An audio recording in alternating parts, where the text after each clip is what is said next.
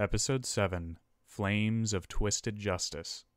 "The High Lord," asked Malara, "convicting witches is the Church's territory." Erin shrugged. "Dead witch is a dead witch, as how I see it." Then she plastered a piece of paper onto the bar and hurried from the room. Her excited calls could be heard from outside as she spread the news. Uncertain of what's happening, the party splits up. Katerina asks her employer, the smith Arthur, if he knew anything, but he is just as confused as Malara and as excited as Erin. Fenrir found Alexander sitting in the dead grass across the stone street from the burning place. He stared blankly at the charred black ground.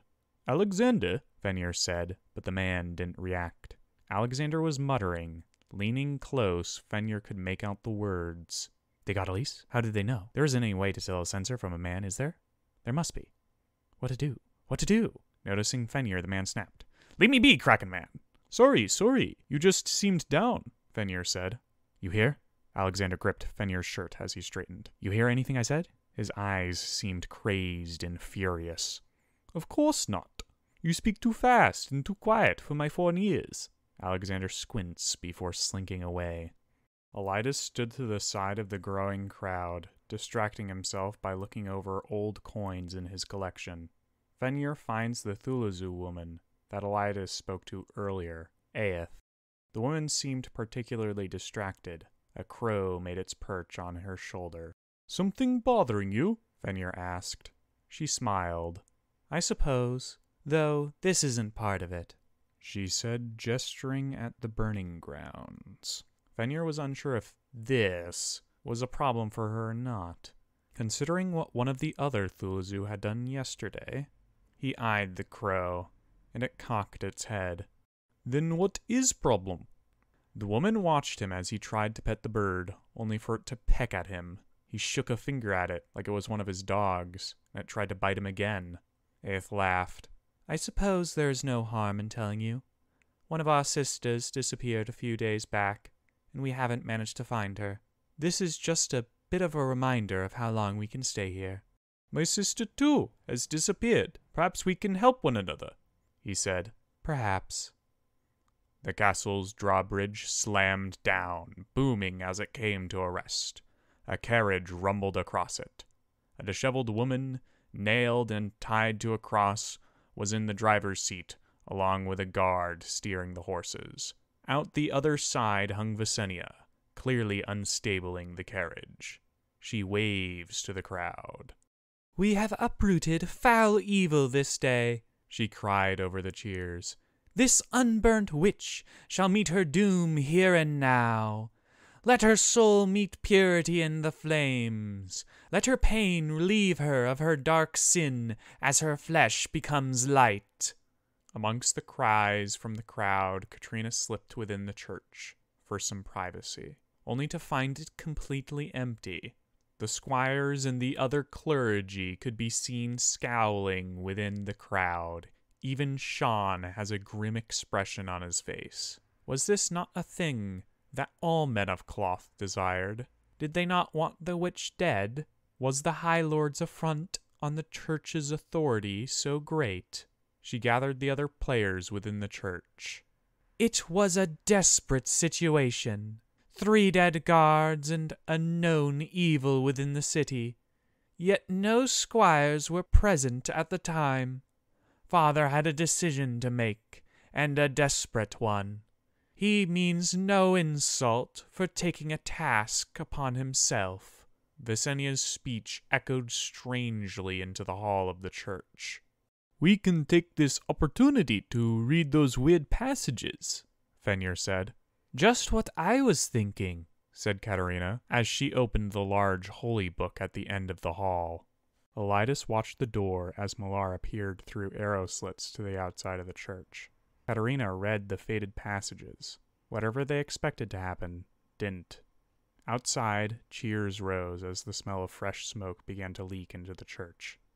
"Try the passages above the faded ones," Malara called into the hall. "Maybe the reader drags his fingers across them while reading the ones above."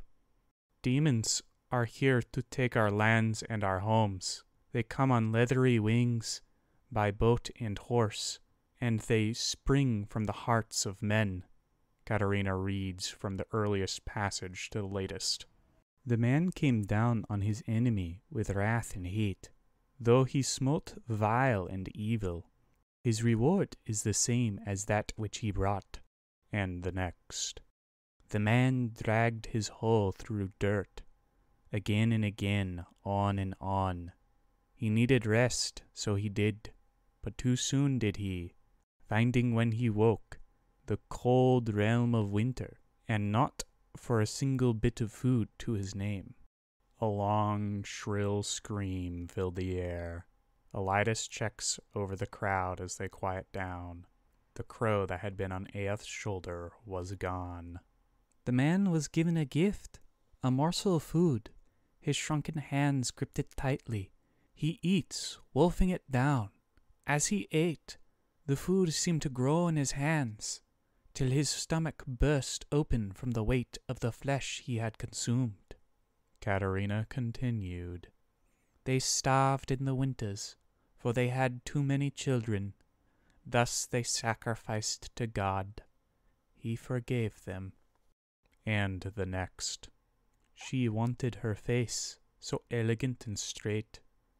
She peeled the skin, cracked the bone, replaced it with her own. And when she was finished, she was just as beautiful as the other woman. She felt a knife in her back. "I want your face," her assailant whispered in her ear. As Kat reaches the last passage, the crowd screams. Outside, Elise unfolds, spider legs punching through melting skin, her 8 eyes boiling steam, her mouth stuffed to bursting with vicious fangs. The giants once stood taller than any creature. Of their tallest declared, "I am the best, for my height rivals the clouds." God smote him for his hubris. Of their tallest then declared, "I am the best, for my height rivals the mountains." God smote him for his hubris. After Katrina read the last passage, the book drifted away from her as the large stone dais ground away. A rectangle of black shadow welcomed the party as they stared into its depths. Fenrir and Elidas led the way, reading Path to Purity on the stone roof as they descended. Katerina takes a peek at the execution as Fenrir and Elidas disappear into the darkness. She and Malara quickly follow them when the stone dais begins to replace itself. After a long descent, the smell of rot replaced dust. With it came a heavy humidity and a strange heat.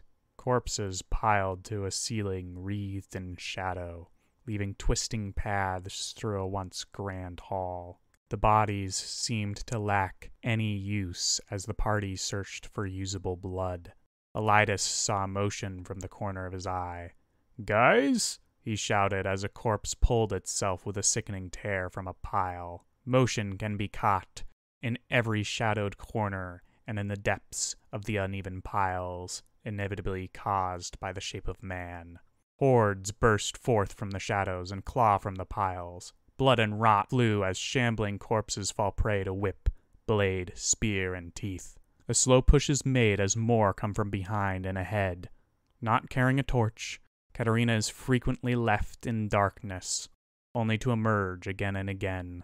What could she be doing while concealed in shadow?